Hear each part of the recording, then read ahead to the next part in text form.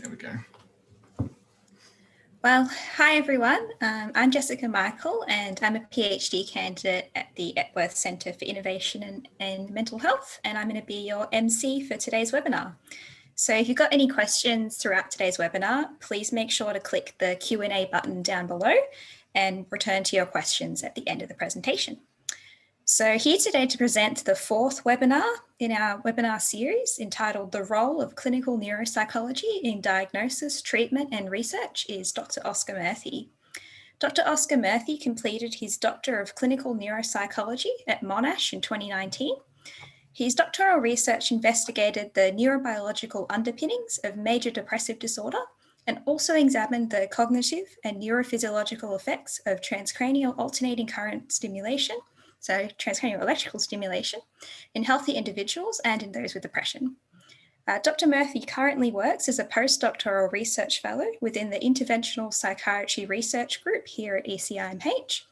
And in his role, he coordinates several clinical trials investigating the effects of brain stimulation as a novel treatment for psychiatric conditions, such as obsessive compulsive disorder, autism spectrum disorders, as well as depression.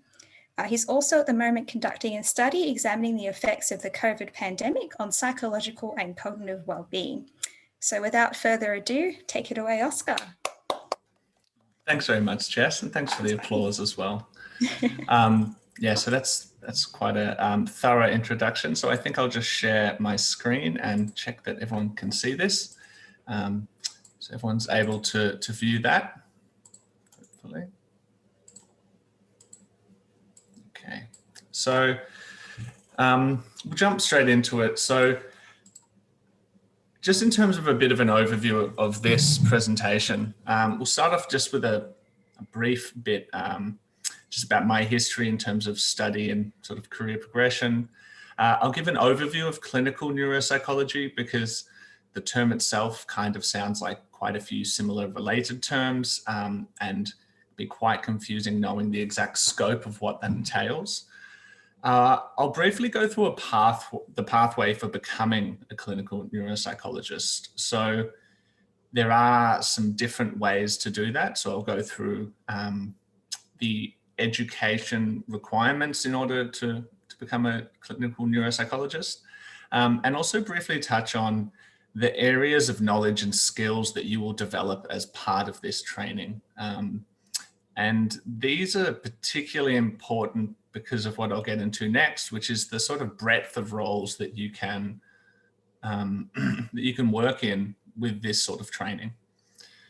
So the last two sections will be going through clinical neuropsychology in practice. So actually working in a clinical population as part of diagnosis and treatment. Again, there's a very, very broad range of roles you can get with even in clinical practice. So we'll go through some of the main ones, some of the kind of referral questions you may get and the things that you would do on a day-to-day basis. And then end with some of the research opportunities you can do with clinical neuropsychology as well. Now, one of the areas that I wanted to touch on here was just to give a bit more of a practical overview of what this job, this profession actually entails. I remember seeing a presentation when I was in honors about clinical neuropsychology, and they threw around a lot of terms and, you know, what the job may involve, but there really wasn't much information about on a day-to-day basis, how do you actually do that? So saying something like, oh, will you assist in determining someone's diagnosis? But there wasn't much information about whether that's getting them to complete a survey, whether that's interviewing them, whether that's actually developing a hypothesis and testing it, and also getting a picture of sort of the frequency of these different tasks. So something like, you know, what percentage of your time is actually spent with patients as opposed to writing reports, as opposed to in meetings or doing other sort of neuropsych related tasks. So hopefully that information is much more clear to you by the end of this webinar. And if it isn't, we'll have plenty of times for questions. So please ask any questions you may have.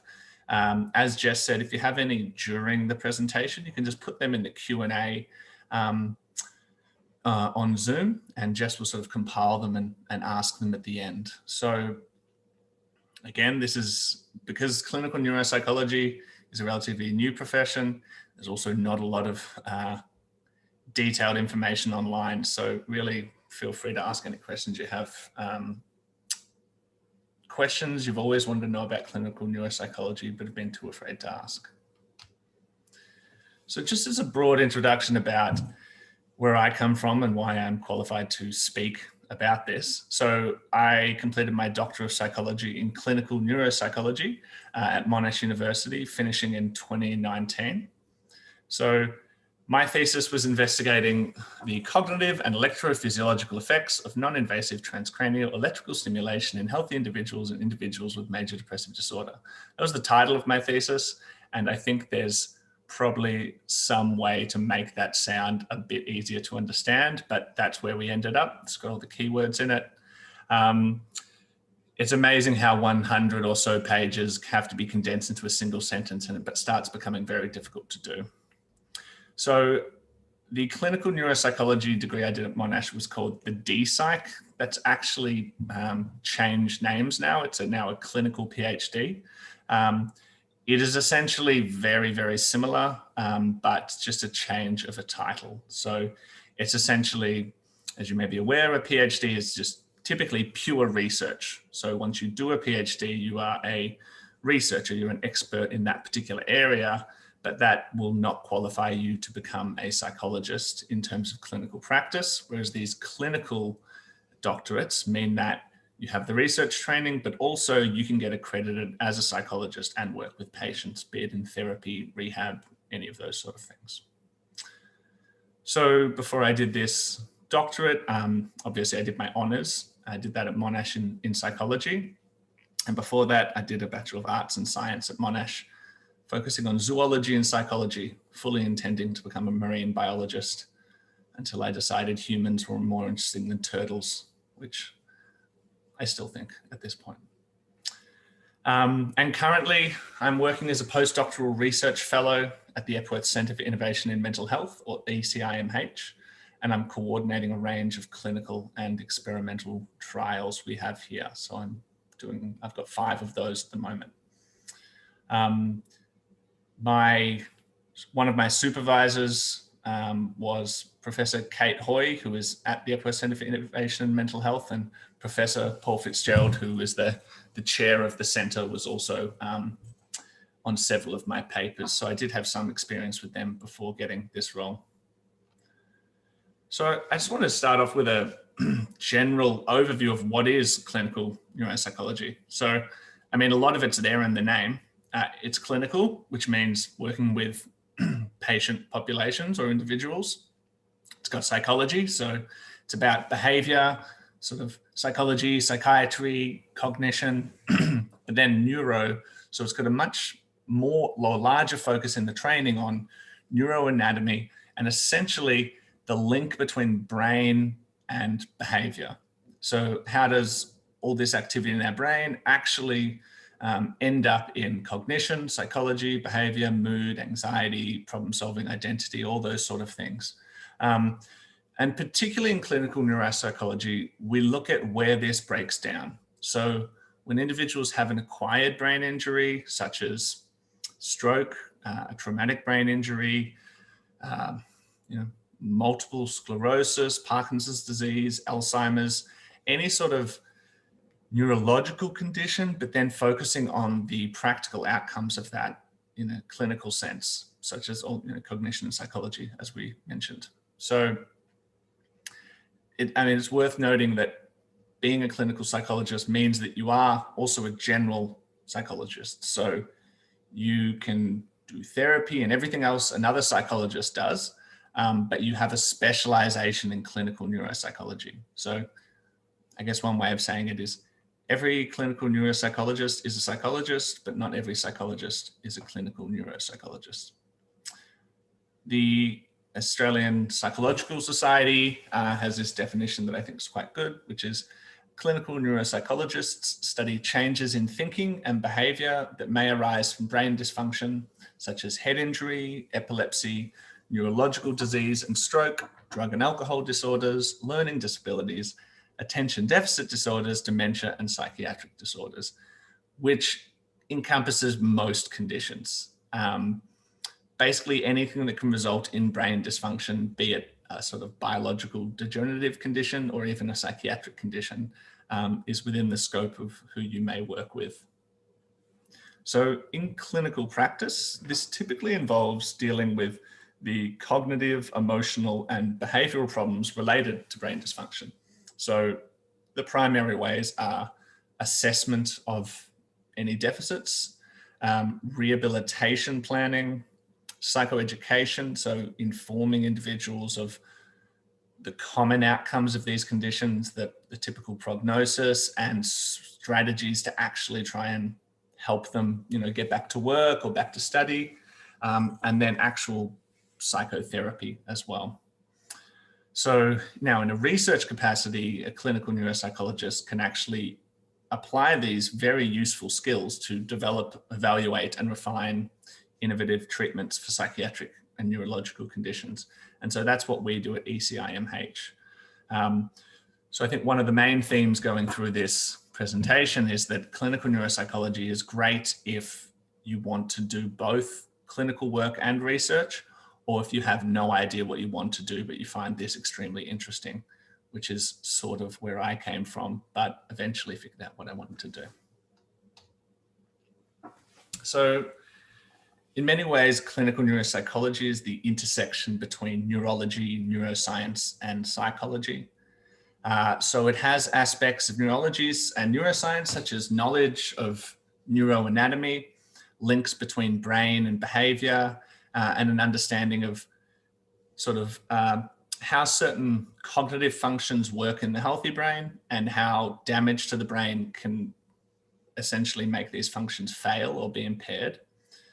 You'll learn skills in clinical training and psychological assessment. As I said, you can deliver psychotherapy. It's not a large part of the training, but you are qualified to do it. And one of the fundamental aspects for all psychologists and a requirement of registration is that you do complete professional development every year. So if you find that you want to deliver more therapy, you essentially can get more training and you can specialize in that. Some other areas that would be sort of included in the Venn diagram of skills would be differential diagnosis of conditions based on data collection and evaluation of the findings. So certain conditions have very distinct cognitive or psychological profiles, which you can identify. You'd also, assist with rehabilitation following an acquired brain injury. That's a big part of what many clinical neuropsychologists do as an allied health professional. And also understanding of research design and analysis. So it's very helpful. A lot of neuroscience research often looks at sort of the neurobiological underpinnings of certain behaviors. But then in neuropsychology, it's going a step further to try and see how we can use this research and actually apply it to help people who are suffering from these conditions. So it's a very important branch between experimental theoretical research and actual clinical application, which I think essentially is what the aim of all research is, in a sense, is to eventually have an application that helps people. So it can be very rewarding in that sense because you can actually start applying this research in a novel way. So this is a figure from the APS website. So this is just a generalized figure illustrating the pathway to becoming a psychologist. This isn't specific to clinical neuropsychology, but some parts here are relevant, so I'll highlight those. So obviously you would do your undergrad and your honors, and then after, so you can do an honors or a postgraduate diploma. There's a few different alternatives there, but then afterwards, in order to be a clinical neuropsychologist, you do need to do postgraduate study. That is either a master's or a clinical PhD / professional doctorate. So I won't go into too much detail about how these differ. I think in short, a combined master's and PhD has less clinical placement and less coursework than a clinical PhD, such as the one that Monash offers, whereas a combined MPsych and PhD might have a bit more, like a larger research thesis. So there's advantages and disadvantages with each. If you have any questions, you can find information online, or we can talk about it after. But essentially the pathway is you complete a clinical PhD or combined masters and PhD. Now for all of these, they'll be broken up into 3 parts: coursework, clinical placement, and a research thesis. So one of the things I loved about the clinical neuropsychology training was just the breadth of topics that you would study in your units. So really multidisciplinary units. So there's a list of some of the subjects we did in the DPsych, which was neuroanatomy, psychopathology, rehabilitation, neuropsychological models of cognition, which is actually much more interesting than it sounds, developmental neuropsychology, psychopharmacology, so understanding the effects of different drugs on the brain and behavior. And so some of these come from a sort of neurology, some come from a psychiatry aspect, some of them are from a cognitive neuroscience, and it just gives you a really well-rounded understanding from what is happening at the brain, at the neuronal level, at the neurotransmitter level, at the medication level, all the way down to then the actual expression of the behavior itself. So this is just really fantastic because it serves you well, as I was saying before, whether it's research or clinical work, you can actually communicate with other professions because you have that level of knowledge. You typically wouldn't get such a detailed neuroanatomy in something like if you're doing a clinical psychology, because it wouldn't be as relevant to the population. So understanding of therapy would be more important than knowing that the amygdala might be slightly overactive in a particular condition. But if you are working in clinical neuropsychology, that kind of knowledge is really helpful. The second aspect is clinical placement, which is some of the most intimidating yet rewarding part of the course. So this is essentially where you are put into a clinical neuropsychology role at a different location, and you work there for a period of time. So this varies broadly based on where you study and which placements you get. So different institutions such as Monash or Deakin or Melbourne will have connections with different clinical placement centres. So I had one placement at the Royal Children's Hospital, so obviously a paediatric population. One, the Drug and Alcohol Abuse Centre called IBIAS. One in the rehabilitation sort of the Acquired Brain Injury Centre at the Epworth. And then in the neurology department at the Alfred Hospital, which that was really fascinating, that one. And then the final aspect, which we won't go through too much in this presentation, is just the research thesis or project you complete as part of your study. So this can be whatever you want, as long as you get a supervisor who is happy to take you on as a student. I examined brain stimulation in depression and healthy controls and the neurological underpinnings of depression. It doesn't seem very clinically based. So some people looked at evaluating a new type of therapy for schizophrenia, and that could be their study. Other people are having a much more neuroscience-y flavor to it. And that's really up to you to decide what you want to research. You don't have to, you don't have to plan out your entire career based on your doctoral thesis, but you do want to choose something that you find interesting and could see yourself actually wanting to read about. So as I mentioned earlier, I think the clinical neuropsychology training is just really great for setting you up for either clinical practice, research, academia, or a combination of both. So in my doctoral cohort, around 75% of the people are working in both research and clinical work, because it's really common in neuropsychology to have several different roles. So 3 days a week clinical practice, 2 days research, and to sort of combine those two worlds. I know some people who have 3 jobs. That isn't to say that you can't get a full-time job. I work 5 days a week at ECIMH, but that's the sort of structure many people use, which personally I think is the best. It's really good for someone who wants a bit of variety, but it also means that tips you learn in clinical practice or the observations you make, you can then see if you can apply those in a research setting. So if you're working in clinical work, so with patients, there's just such a wide variety of places you could work. So public or private hospitals, rehabilitation centers, private practice, so you can set up your own sort of business, psychiatric wards, forensic or correctional centers, research centers, academia as a lecturer.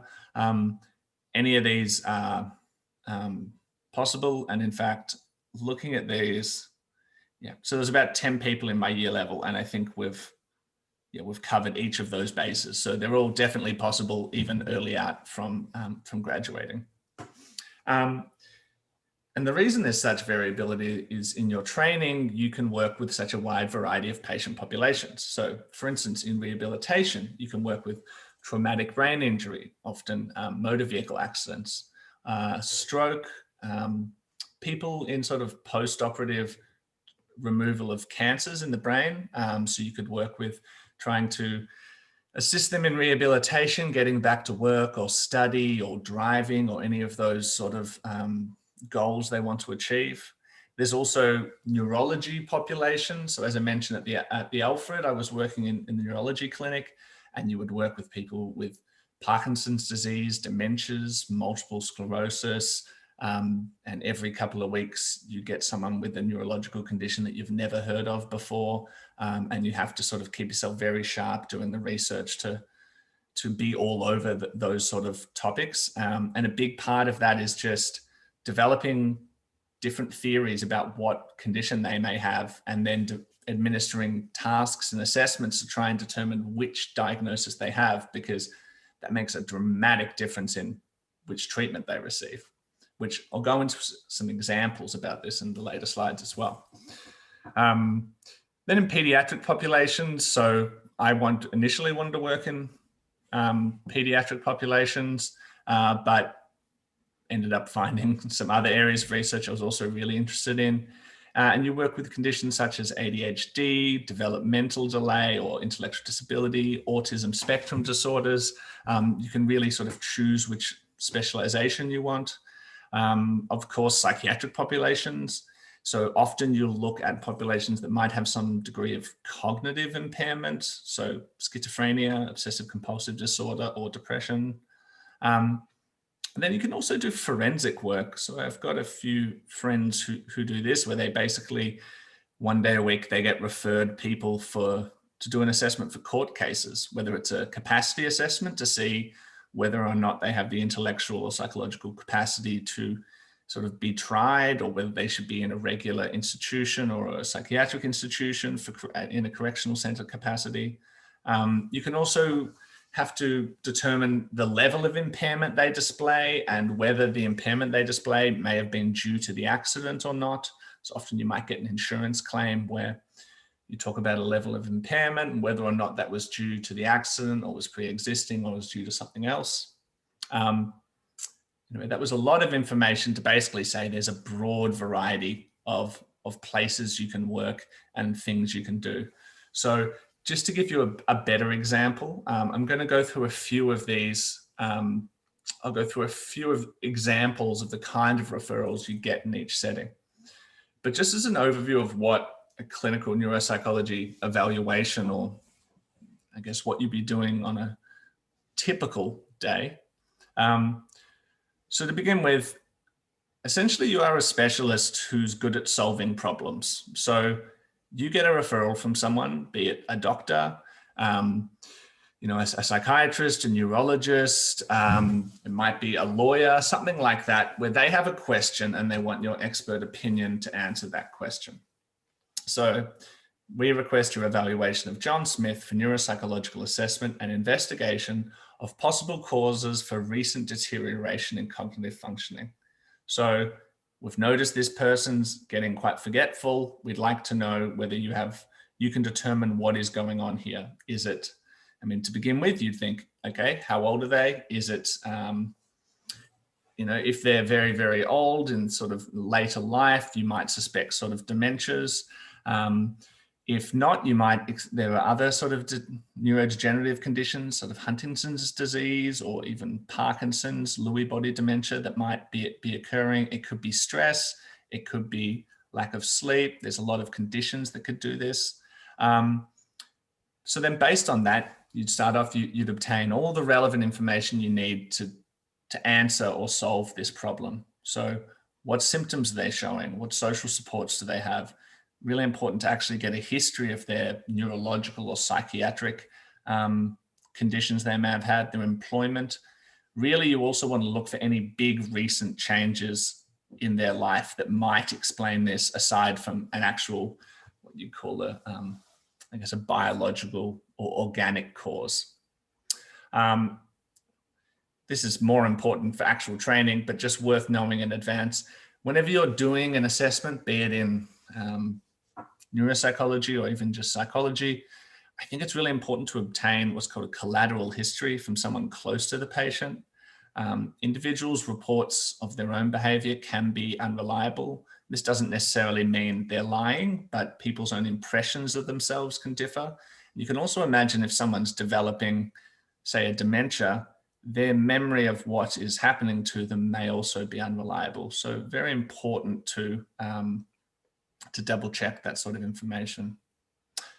Then you get to the clinical scientific part. We actually plan an assessment to answer this referral question. So you develop some hypotheses, some competing hypotheses. So one, okay, maybe it's Alzheimer's disease. Two is maybe they're completely sleep deprived. Three is maybe there's no problems whatsoever and someone's just, you know, they're not trying as hard at work anymore because they're over their job. And so what you do then is develop a series of tests or interviews to examine which of these hypotheses might be correct. So, you know, for something like Alzheimer's disease, the thing you'd see is rapid forgetting of information. So you give them a memory task, get them to read out some words, see if they can repeat them, do it again in 10 minutes, that sort of thing. And if you see this rapid deterioration in their performance, then that would be indicative of an Alzheimer's disease. You could also look at the sort of timeline of any deterioration, family history. You could also have, you know, a brain scan that could diagnose some of that information. So once you've actually conducted the assessment, then you would look at all the results, formulate your opinion, and then you prepare a report, which you then provide back. And so this is your official documentation saying, I've seen this person, this is what I think based on what I collected, and that's your professional opinion. Here's an example of one. Given the high level of premorbid functioning combined with the rapid deterioration in cognitive functioning, the reported history and results of current neuropsychological assessment are strongly indicative of a developing dementia, and the impairments in verbal learning and memory are most consistent with an Alzheimer's dementia. Now, I made that up, but that is the kind of thing you would include in these sort of reports here. So, I mean, it's kind of corny to say, but it's basically like detective work. You're given an incomplete picture, you're given a few theories and a few reports, and you have to decide what you do to answer that question. And that's why people are referring to you, because you have a knowledge in this sort of area. Now, this can vary a lot based on who you're assessing and what kind of professional you are.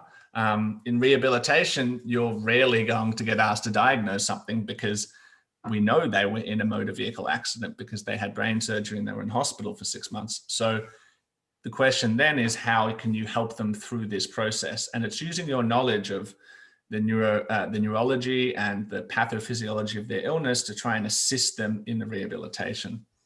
One of the big things with something like a stroke or traumatic brain injury, everyone focuses on the physical symptoms. So getting back to, you know, walking unaided and those sort of things, which are obviously really important, but there's these invisible, extremely prominent symptoms related to people's cognitive functioning. So attention, significant fatigue. So fatigue in some of the traumatic brain injury is present in something like 95 or more % of cases, and it can persist for a very long time. Also, people can have personality changes, really poor emotional regulation, so they might act like a different person. And all of these things, if not properly controlled, can have potentially really bad effects. So if someone goes back to work because they can walk and they're not aware of anything else, they're going to be performing badly.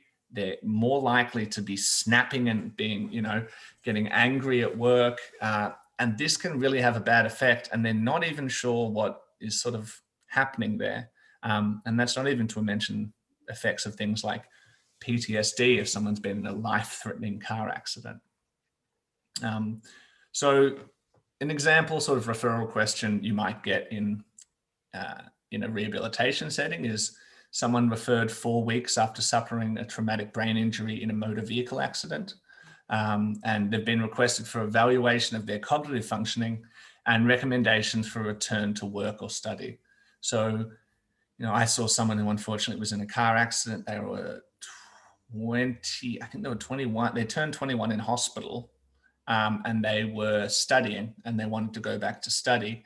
And we sort of had to make a plan for how to manage that. So they were going back to third year, which their marks would really matter. And they were worried that they would perform poorly and they couldn't do further study. And a lot of it was just making a plan, a realistic plan for them to get back. So, for instance, doing one subject to begin with. Don't go back to a full-time load. Do one subject, have some supports, actually register yourself with the disability support services at university, intersperse study with physical exercise, manage your fatigue, those sort of things that almost seem not necessarily common sense, but I think without some proper support, a lot of people will just try and get back into things and try and cope with it without actually, taking the proper care that they should. So this is a bit of a side point here, but the Traffic Accident Commission, or TAC, in Victoria, which about 50% of your car registration goes to them, offers a high level of care and medical treatment for anyone injured in a vehicle accident involving a car registered in Victoria. So they don't look at who's at fault or anything like that. They get a very high level of care to assist them in their treatment and rehabilitation, which means a lot of the time you're seeing people with motor vehicle because they have funding to cover the assessment, which can be quite frustrating sometimes because if someone has a stroke, they're not necessarily going to get the same level of care as, or the same level of funding as a motor vehicle accident. So we sort of went through this, which a lot of the time it's just about psychoeducation, so informing them about what to expect, letting them know that what they're going through isn't completely unique. Others have gone through it, others have succeeded. They don't need to think it's just them that's struggling. This happens to everyone. It's a core feature. And that just goes a long way to making them feel better as well. Neurology, this can be extremely interesting in terms of the wide range of conditions you get to work with. So here's an example of a referral question I had when I was on placement, which absolutely blew me away. So I'm not sure if any of you have heard of hydrocephalus or hydrocephalus, and its variant normal pressure hydrocephalus. So hydrocephalus is swelling in the ventricles of the brain, which causes impairment in a range of functions and actually looks like dementia. So you get problems, people's gait changes, their walking style, they get urinary incontinence, and they develop typical signs of dementia. Now, in many hydrocephalus, you can do a brain scan, you actually see the ventricles get bigger. But there is a variant called normal pressure hydrocephalus, which is relatively common, where you can't see anything on the scan. Now, these people show all these symptoms of dementia, and in about 80% of the cases, they are undiagnosed. Now, if they are identified, you can put what's called a shunt in their brain to reduce pressure, and they get better. Sometimes they fully recover. So that means there's about 80% of the time where there are people who have a treatable dementia that they don't realize is a treatable dementia. And because you can't see this on the scan, this comes down to neuropsychological assessment and cognitive assessment a lot of the time to identify whether this is a dementia or a normal pressure hydrocephalus. Now, you can't just put the shunt in all the time because that involves brain surgery and it has risks and won't do anything, or in fact could do harm if they don't have this normal pressure hydrocephalus. But this is the kind of potential referrals you're getting here, which is obviously life-changing for someone. And this is a very big decision because, I mean, at the Alfred, when I was working there was a lot of sort of interaction between neurologists and neuropsychologists in assisting sort of diagnosis of different conditions. Another potential role you could have, which again was, I was going to say mind-blowing is probably the wrong word to use during an open brain surgery, but mapping functional neuroanatomy during open brain surgery. So what this essentially means is you can see individuals who have tumors or cancers that have to be removed, and they're in areas of the brain very near to regions that control speech and verbal comprehension.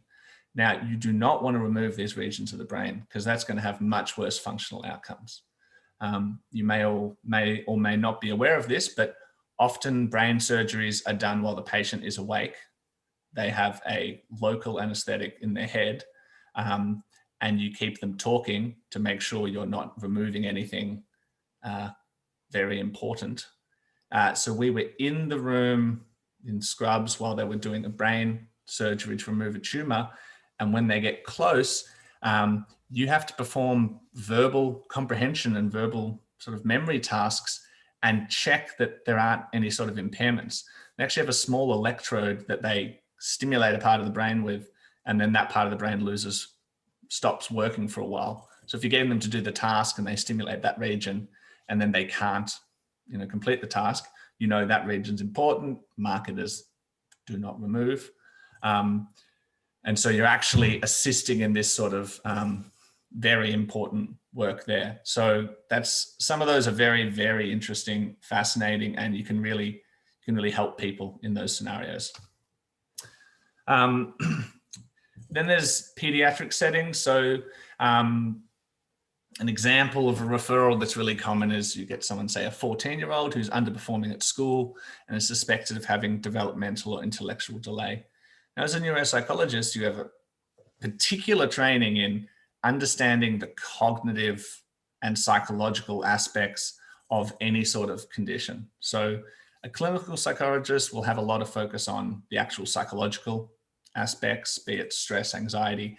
But when it comes to academia and sort of academic achievement, aptitude, intelligence, those sort of things, neuropsychology has a very heavy emphasis on that sort of training.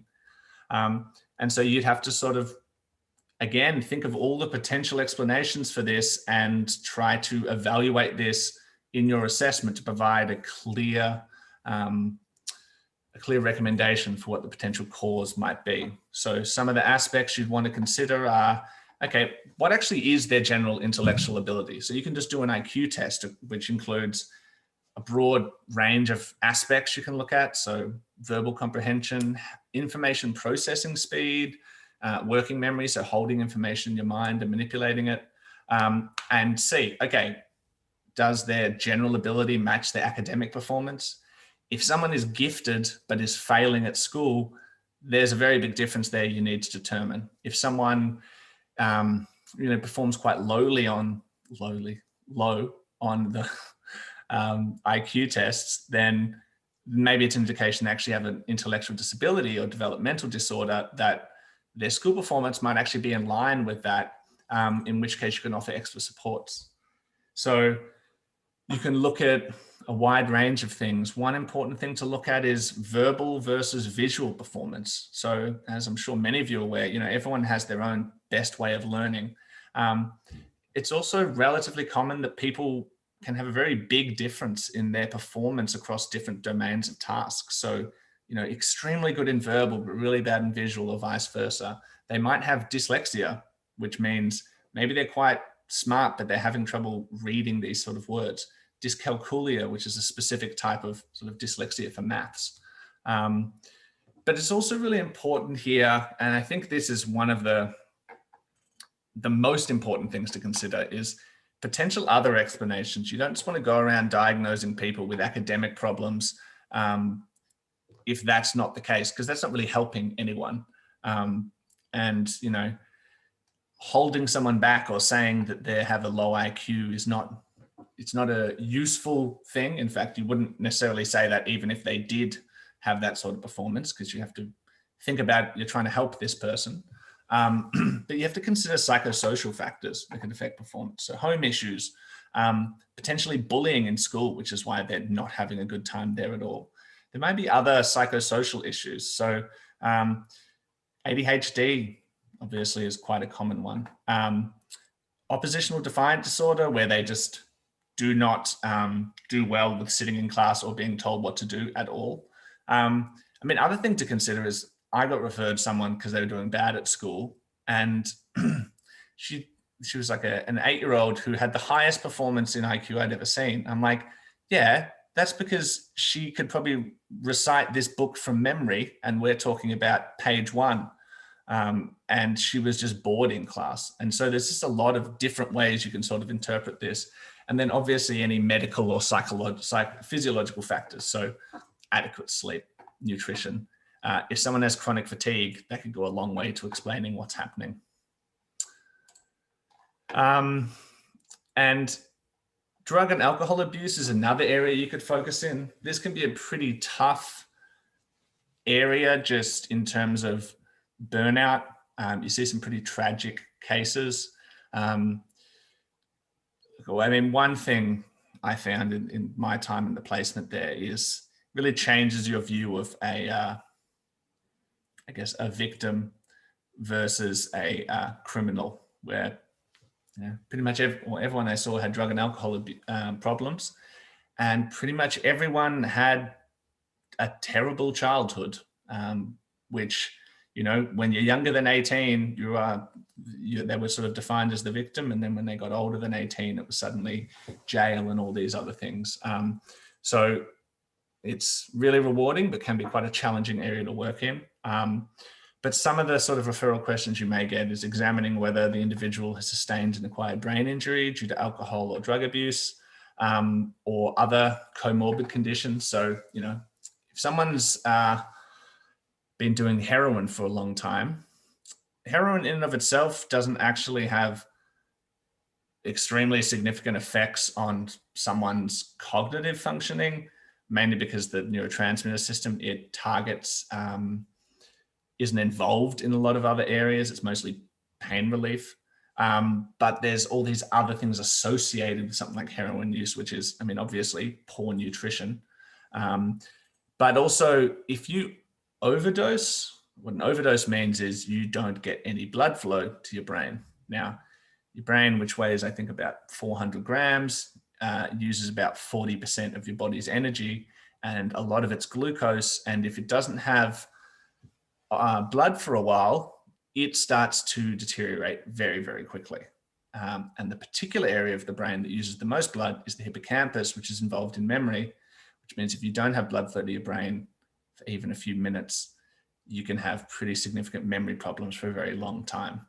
So you ask, have you overdosed before? How long were you overdosed? How long till you got to the hospital until when was CPR started? Those sort of things. Now, in drug and alcohol, you write a report, which usually starts off with, we recommend you stop using drugs. Then after saying that, you actually go on to some other recommendations that you think might be a bit more useful for the case manager. Because often what we get is case managers asking to evaluate this person and say, can you have some recommendations for how we can best get them to help themselves because sometimes people keep missing appointments and the case manager isn't sure, do they have memory problems? Like, is this, because they really seem like they want help, but they keep forgetting things. And this is actually a memory problem, or Is there something else going on here? Do they not really want to get help? That sort of thing. You can also get cognitive assessments to determine whether they're eligible for the disability support pension or public housing. This is unfortunately notoriously difficult, because if you're ever assessing someone where they get something good if they perform badly, that's going to be tough to determine. Does anyone have any ideas for how you may overcome this? Actually, you can write it in the chat. So if someone was, how would you determine whether or not someone is sort of faking performing badly? Do you think there's a clear way you could actually try and determine this? Because I found it a very interesting, almost sneaky way where it does involve a little bit of deception, but it's a very important thing to keep in mind, because otherwise you can get in a position where everyone's displaying severe types of impairments. So, I mean, I won't go into too much details about it, but it sort of involves saying, okay, this next test, try not to get too stressed. It is really difficult. No one gets them all right. You don't need to get worried about it. Just do the best you can and see if you can get any of them. Plot twist, it's a very, very easy test, and everyone can get about 100%. And you see people who are not only not getting all of them, somehow performing less than chance level. That's a real sign. You're like, is it A or B? And they only get 10%. You're like, I don't think that's possible. But there's a lot of sort of ways you have to interpret that, because it just becomes a very difficult sort of challenge to pull apart there. And it's a big part of the training as well. And then, yeah, so finally it's just psychiatric population. So typically, you know, therapy is typically the purview of clinical psychologists. But you do, as I was saying before, you are trained as a general psychologist. You can administer therapy. And I think an area where you're particularly well trained is sort of combining neuropsychology and clinical psychology. So there's someone in our course who now they've graduated, they deliver therapy, sort of CBT, motivational interviewing, acceptance and commitment therapy, and they specialize in people who have acquired brain injuries and psychiatric conditions as well, because a lot of the time these therapies have to be adapted for those individuals who otherwise just can't follow along with all the requirements, the homework, remembering sort of all these tasks. So you can actually work in therapy as well. And this woman from our course also just delivers therapy to people without any acquired brain injury. So that's definitely possible. And then finally, I just wanted to go through sort of the opportunities available for clinical neuropsychologists in a research setting. So obviously these combined courses, the clinical PhD or the master's PhD, provides clinical training and experience and knowledge of neuroscience and psychology, which is very well suited for research. As we mentioned, there's the ability to work with a full-time or part-time in research, with many individuals splitting their week with some research, some clinical work, which is a really great way to refine your skills and also learn more about novel treatments and technologies. So, 3 days a week administering therapy, 2 days reading new articles, developing new treatments, and thinking about the treatments you do in clinical work and how you can potentially improve them. You might have ideas about how to improve a therapy, but we need to be evidence-based. If evidence shows that CBT works, you saying, well, yeah, evidence says CBT works, but I'm going to throw out half of it and do the Oscar Murphy method. You can't really do that, because you need to use best practice. You need to follow what the research says. But if you have a really good idea, you can do some research and see if it works better. And this works really well if you work in clinical research, in clinical practice as well, because you can implement your own research. You can ask if your patients are interested in being in a study and referring them to that study. You obviously need to keep it separate, any treatment and the research, but you can sort of develop these things together, which I think pretty much all of the best treatments, psychotherapy treatments, were by people who do clinical work. You know, you can't necessarily sit in a room reading about CBT and then come up with a CBT that works better. You need to have experience about how it works on the ground.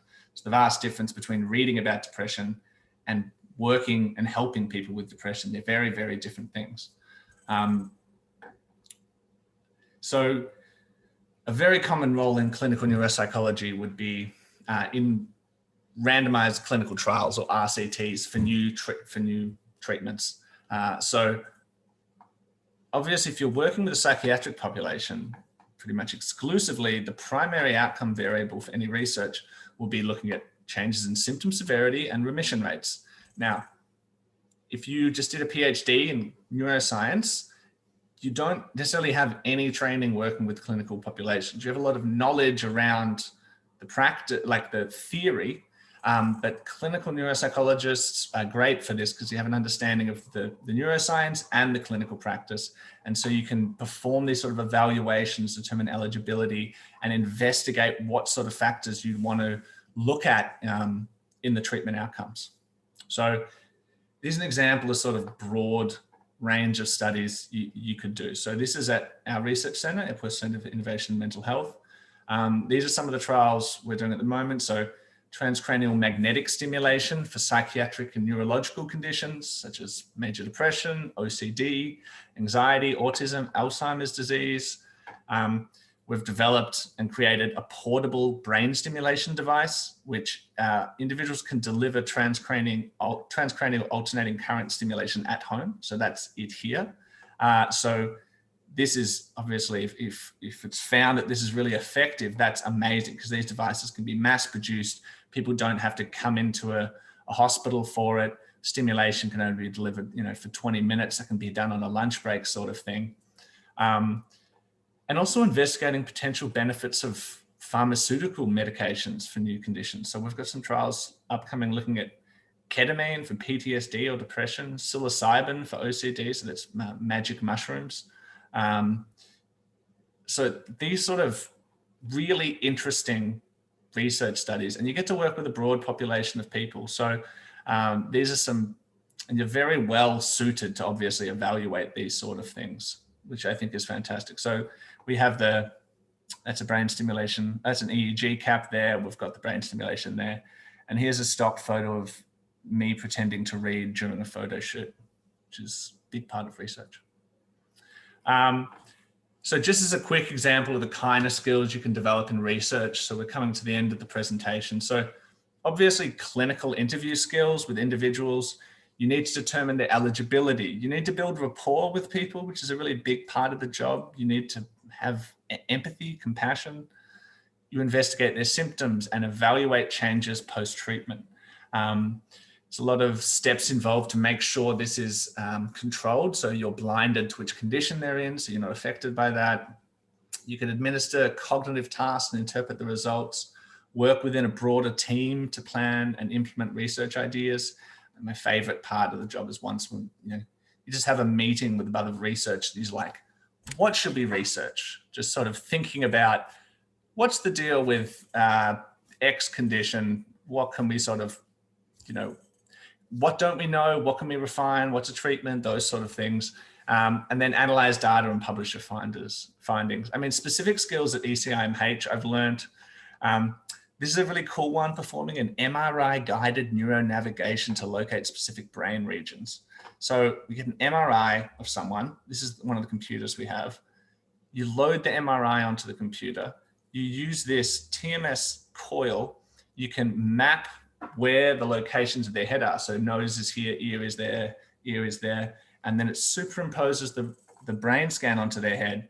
So you can just point at the head and it will basically show you, well, that's a primary motor cortex. That's a dorsolateral prefrontal cortex, which just means you can stimulate with such accuracy for a specific brain region, which is a really sort of incredible ability to have here.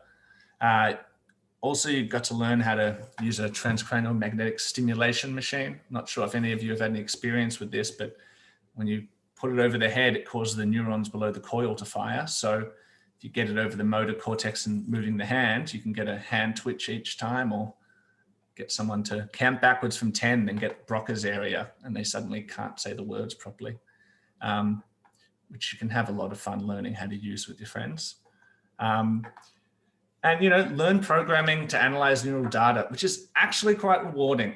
I know that sounds ridiculous, but there is something really rewarding about knowing the whole process, from getting squiggly lines on an EEG screen to analyzing it, to cleaning it, to getting this beautiful picture of all the brain activity and how it differs between populations and what that actually means for understanding these conditions. Because psychology, neuroscience, neuropsychology is incredibly different from what it was 30 years ago. We have got all these technologies, all these questions that still haven't been properly answered, and it is going to change enormously. There are going to be so many discoveries in this area over the next even 20 years. People still haven't even made their decision about whether certain conditions are neurological, or whether they're psychological, or whether they're just socially caused, or whether there's actually like an infection that's causing inflammation that's causing this psychological condition. All these things are going to be enormously clarified. There's so much work to be done. And I really think it's a really exciting area to be in. I mean, there's even sort of situations where you can just get a new technology that's just been released and somehow run across fundamentally important information because you're the first person to use that technology in a given population. There's so much to learn from that. And I really think that the research side of that's fantastic for being involved in that, even if you are also doing the clinical work. Okay, so just as a few conclusions. So takeaway message, clinical neuropsychology is obviously extremely broad. You have a very wide skill set and breadth of knowledge, and it just gives you a lot of options. Going into this course, I had absolutely no idea what I wanted to do with my career. To be honest with you, I didn't know what clinical neuropsychology was until about 8 months into my honors degree, when I saw a presentation like this one. And I thought, oh, that's exactly what I want to do. And 4 years on now, I'm giving the presentation. So it just gives you a lot of options. And if you're interested in neuroscience and psychology, and you also want to help people, it's a really good one. If you want to focus on the clinical, the treatment, the psychotherapy, obviously clinical psychology is the way to go. But if the stuff we talked about here is really interesting to you, definitely consider clinical neuropsychology. So I know I said I wouldn't take the full hour, but I believe that's an hour on the dot. So we still have some time for questions if anyone's interested. So yeah, I hope you found that enjoyable and stimulating, I'll say, because of the brain stimulation. Thank you very much, Oscar, for your fantastic and engaging presentation. I can't believe an hour has just flown by. I know, me neither. But yeah, it's fantastic. So well done. Time flies when you're speaking into a computer webcam. Yeah, it does. And I hope you all enjoyed it as well. So we have a couple of questions here ready for you to answer, Oscar. Oh, excellent. All right, so I've got a couple from Angelica. So she's asking, are you able to become a clinical neuropsychologist by doing a 2-year master's of clinical neuropsychology, or do you need to do a PhD? No, so you can definitely do it with the master's as well.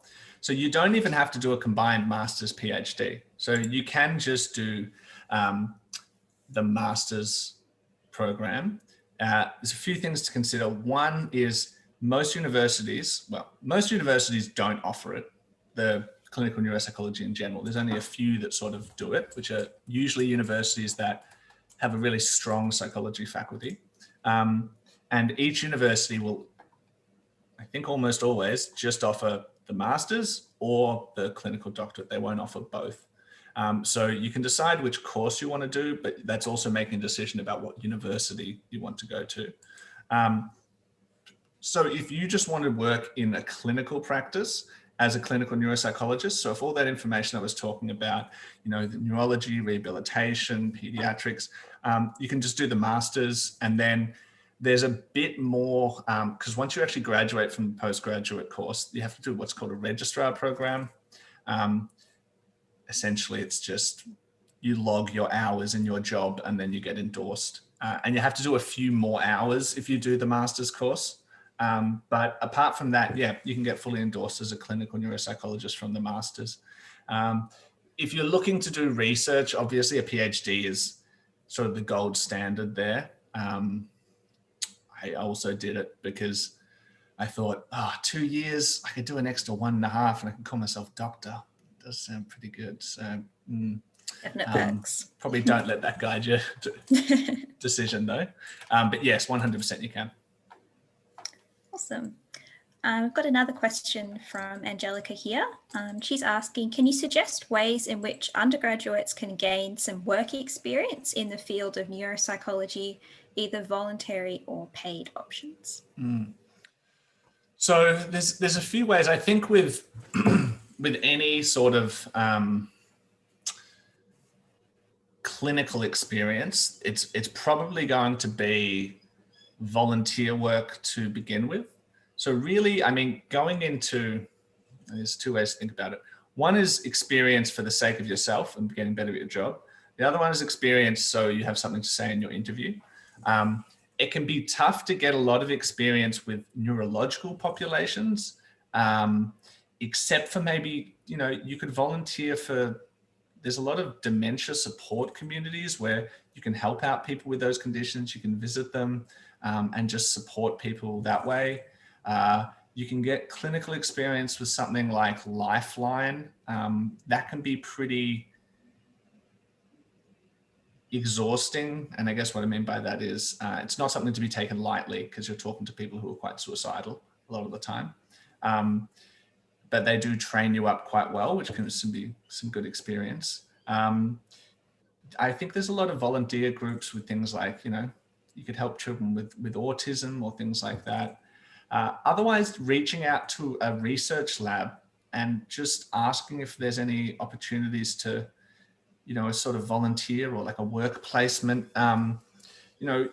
Most research centers, if they're good, will, in those sort of things, they'll show you what you do. They'll let you tag along. Yes, you might end up photocopying a few things, but you also get some sort of clinical experience that way. Having said that, when I went into the interview for the clinical neuropsychology course, I really didn't have that much clinical experience. I had worked a bit with children with autism, which is largely because my sister has autism, I had some family with Alzheimer's disease, and that was a bit more, I guess, personal connection. But I think it depends, and knowing which population you're interested in as well. So, I think if you're interested in a pediatric population, that's going to be a very different type of experience you're asking for than, say, Parkinson's disease or something like that. So I'm not sure if that answered your question, but hopefully some of that rambling was relevant. Just to add on to your answer as well, Oscar, if anyone is interested in volunteering with pediatric populations, you can look up Very Special Kids, and they do volunteering programs. And a lot of these children have neurological conditions, and that's a great way to get some experience. Obviously now with the pandemic, it's a little bit different, but I can vouch that they're really good as well. Yeah, and looking at the Royal Children's Hospital or Murdoch Research Institute, which is based there, they often have sort of programs or days where you can volunteer to help out, some sort of program to assist. All right, heading to the next question from Kelp. I'm not sure if that's your full name, but Kelp asks, how hard is it to get into neuropsych, academic performance-wise? It probably depends. It does depend on where you're applying. But I'm not going to lie, it is pretty competitive because there was about 9 people in my year level, which there are a lot of applicants, and I think they interviewed about 25 or 20 people for, I think, 10 spots. Someone dropped out, which was unfortunate. But so one of the things with the course, at least at Monash, is they won't let you in unless you're going to get one of the academic scholarships. So all PhDs are eligible for a scholarship. And because of the requirements with placement and coursework and everything, your grade has to be high enough that you're sort of guaranteed to get a scholarship, or else they just found that, because they basically say you can't work full-time and do the course. You can't even work a lot of part-time. It's quite difficult. So it can be quite tough. I'm not sure what the cutoff is, but you'd need a high distinction to be considered for an interview. I think, you'd need a high distinction to be considered, and that's sort of in your honours year. And then they'd look at things like your clinical experience. But also, that can vary from, it's not like someone with 80 is going to lose to someone with 84. If the person with 80 has much better clinical experience, that can all be relevant.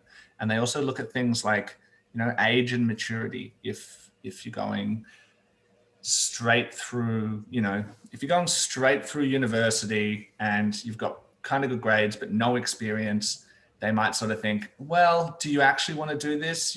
Based on your track record, it seems like you'd be good at research, but do you have any life experience? They don't want someone who gets in the course, gets completely overwhelmed, or doesn't sort of have the emotional coping strategies to deal with what they're working with, and then has trouble and sort of drops out. So that was a tangent from asking what the entry requirements are, but clinical stuff is important as well. I would say high distinction. I think if you're getting, a couple points above that as an average for your honours, that's pretty good. I think you'd have a good chance, but I'm not an expert on that anymore. I can only speak from experience about 5 years ago, maybe 6 years ago. Thanks, Oscar. We've got another question here from Janice. She says, I live in regional Victoria studying online at Monash Uni. She's currently doing the GDP. And she asks, what options might I have to further my education either locally or online? So just to clarify, so are you talking about further your education is in doing sort of postgraduate study, or are you thinking about just other sort of educational training requirements before considering sort of masters or something like that? You can respond in the chat, Janice, if you like. Oh, I'm coming the GDP at Monash, yeah.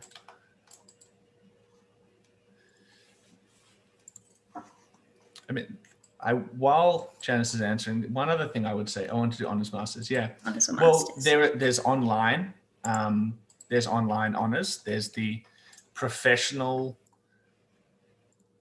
There's the postgraduate diploma, which can be done online. There's the GDP advanced course as well at Monash, which is online. See, I'm not sure, because I mean, this makes me sound old, but the GDP didn't exist when I was starting about 5 years ago. I did teach in it for a while, and it's a really great course. I don't know if there's a difference in terms of likelihood of getting into a course if you do an in-person honours versus a remote one. I think any difference is probably going to become less and less prominent, particularly now given everyone's in lockdown and in-person honours is online anyway. So there doesn't really seem to be that much of a difference between them. If you did get into, say, the doctorate or something like that, I know someone who did, after the second year, they moved rurally and they just had their placements there and they did their research at home. And so they don't actually need to be in, like there wasn't really a need for being there locally anymore. So it's not like you have to spend the whole time there. So you can definitely, you can do sort of whatever training program you want. So you had a comment there that you mentioned that you establish relationships with your colleagues. Is that in relation to the GDP? That's in relation to heading towards doing a PhD in person. Oh, okay. So that was in, so that was getting the job here at the ECIMH. Yeah. Well, so in that, I was quite fortunate there because basically my doctoral, one of my supervisors who, I mean, this shows how much of an absolute champion researcher she is, Kate Hoy.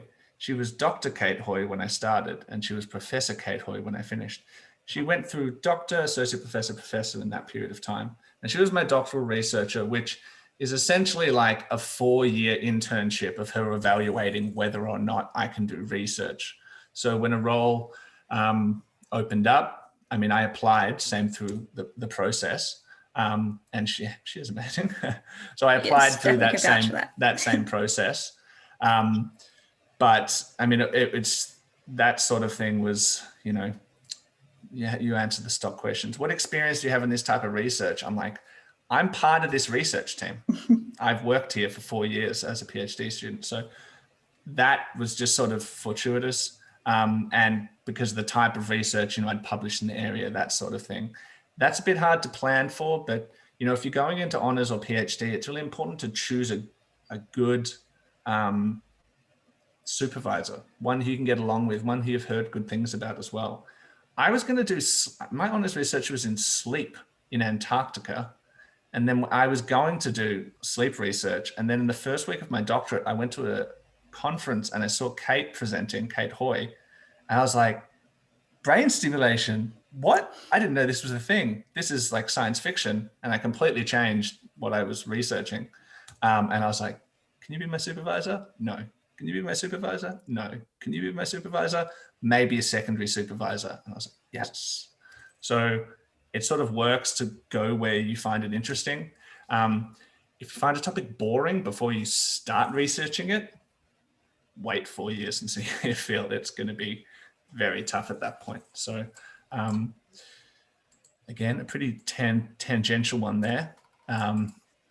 I'll just add as well that Ollie has added in the chat that you can still establish contact with your supervisors if you do the GDP advanced. So you're not losing that connection there if you're worried about doing honours online. Oh yeah, that definitely, I mean, to be honest, from third year onwards, I didn't even go into our research lab that often because I'm terrible at writing when there's other people talking. I just can't sort of switch that off. Maybe that's a good thing as a psychologist, that you have to listen to people talking all the time and you can't zone them out. But a lot of my interaction with Kate was via, you know, Zoom meetings anyway. And so, or over the phone. So I don't think that's going to affect you. So, you know, I think the things that count in building relationships is the actual, you know, the professional way you communicate with them. So for instance, you know, when you send them work, make sure you're sending them, you know, work where you've done the yard, so it's not that difficult for them to sort of provide feedback on, and sort of being respectful in your communication, those sort of things, being thankful, being considerate of their time. All those are really key to building relationships. And, you know, we have collaborators in studies that I've never met, and we have good relationships and I talk to them on the phone, but most things now are being done virtually. And particularly if you're ever doing a study with international collaborators, you could have been published 5 times with them and never seen their face before. So I don't think you'd be disadvantaged in that sense. Yeah, I can definitely add to that, Oscar, that it's becoming increasingly common that you're only going to be interacting with people virtually, and it's a skill in and of itself to have as well. All right, I've got another couple of questions here from Indigo. Indigo asks, is there any tips for postgrad interviews? Yes, prepare, if that makes sense. I think one way to, I wrote a list of questions and then I wrote a list of answers, and then I would read out my answers as if I was being interviewed, which seemed a bit weird to my family and housemates, but I just found it really useful to do that. Think about what they're looking for and think about yourself, what maybe your limitations as a candidate are and how you can address them, or how you can sort of emphasize your strengths in a good way. So, I mean, for me going in, I knew I got good grades, but I didn't have as much clinical experience. And so preparing for an interview, you can try and get more clinical experience. Also, try and think about why you actually want to do the course, because sincerity goes a long way. With a lot of PhDs, that people don't fail. The main reason people don't complete their PhD is because they drop out. And so if someone's coming into a course and they don't seem that interested already, or they don't seem sincere, then they're probably worried that these people aren't going to finish. And like I said, you only get 10 people in a year level. You could spend, 2.5 years training someone and they don't finish. They want you to finish as well. They want to make sure you're really keen in that. At the end, when they said at the interview, they're like, are there any final questions or comments? I got a bit over keen. I was like, this is the only course I applied for because I really, really want this, which was a bit, but I was like, that's actually the case. Like, I didn't apply for other courses because, some people, and that's another thing, some people apply for clinical psychology, clinical neuropsychology, educational psychology, and they want to make sure that you're doing this because you want to do it, rather than you're like, I need to do a postgrad now. Which one am I going to do? So actually, this is a good point as well. Think about the course, that particular course, and why you want to do that one at that university. So if you're playing at Monash, look at how that course differs to the Melbourne one and say why you like the Monash one better, or vice versa.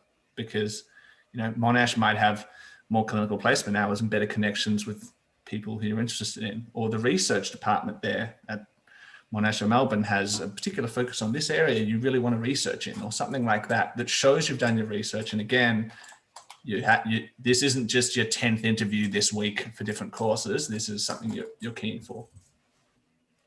Awesome. Thanks, Oscar. I've got a potentially last question here from Jill. And she says, hi, Oscar. Just wondering if you went to the APS Clinical Neuropsychology Conference in South Australia last year. I was lucky enough to volunteer there and there were some great presentations. No, that sounds like, so middle of last year, I was finishing off my thesis. So unfortunately, I missed all of everything last year, basically, socially and professionally. That's actually a really good point as well to consider when people were talking about experience. Go to some conferences. There's free seminars, there's webinars. That sort of thing's really good for just understanding what the field is like, what you might be interested in. If you go to a presentation and you found it interesting and everyone else found it boring, look into that, because sometimes you think, well, I find it interesting, but everyone finds it interesting. No, a lot of people find this dead boring. So if you find it interesting, that's something specific to you. I always feel like intelligence is incredibly modified by interest in something. You see those people who were terrible in school and could not remember anything. And then you ask them about their favorite football team and they can name the Brownlow winner with most kicks in 1967. And it just shows that your interest in something affects how well you learn it. So if you find some interesting area of research, go for it. And I think conferences like that one you mentioned in South Australia, one of the continents, are really, really good for that.